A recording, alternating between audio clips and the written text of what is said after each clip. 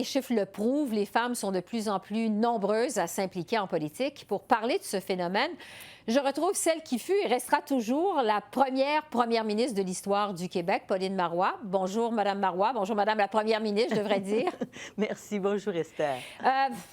Question simple pour démarrer. Votre réaction à l'augmentation comme ça des femmes, on vient de le voir, ces chiffres en politique. Je suis absolument réjouie, très heureuse de ça. Vous savez, une grande partie de ma vie politique a été consacrée à l'avancement des femmes et à souhaiter que les femmes soient plus nombreuses à occuper des fonctions en politique, mais aussi dans les administrations publiques, dans les entreprises, sur les conseils d'administration. Et quand je vois les pas de géant que les femmes viennent de franchir depuis en fait, quelques années à peine, et si je prends l'exemple du Québec, c'est quand même formidable, on avait presque 50 de femmes candidates à la dernière élection, et on a atteint un plafond jamais atteint jusqu'à maintenant. On a dépassé la zone paritaire qui était à 40 on est donc à 41 Mais évidemment, comme il y avait justement plusieurs femmes candidates, en fait exactement 47 de femmes candidates, c'est normal qu'il y en ait plusieurs qui aient été élues. Et moi, c'est une sorte de victoire pour moi aussi, si vous le permettez. Qu'est-ce qui explique, selon vous, que les femmes semblent comme ça sont de plus en plus attirées par la politique? Bon, d'abord, je crois que c'est une évolution. Il y a eu aussi beaucoup de femmes, d'anciennes parlementaires, de femmes impliquées dans des organisations. Au Québec, ça s'appelle Femmes et démocratie, qui ont vraiment amené une réflexion chez les femmes impliquées dans des organismes de défense de droits, dans des organismes communautaires, tout simplement des femmes intéressées à la vie publique.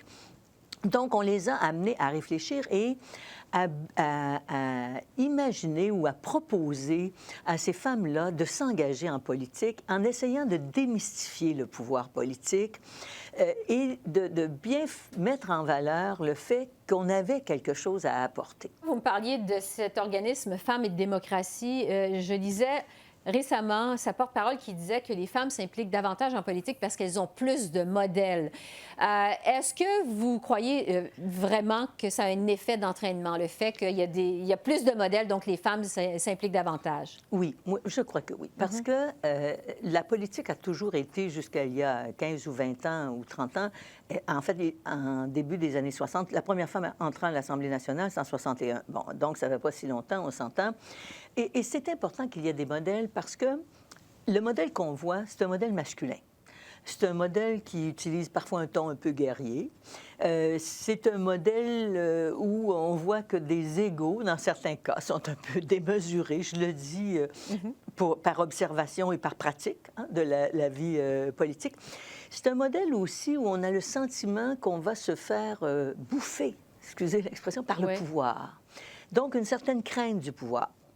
Et moi, une de mes grandes préoccupations lorsque j'ai été membre du gouvernement, lorsque j'ai été députée, par la suite première ministre, mais c'était entre autres d'essayer de dire aux femmes, c'est possible. Vous avez tous les talents qu'il faut pour être là et on a besoin de vous parce que vous apportez un œil différent, vous apportez une attitude, des façons de voir les choses autres.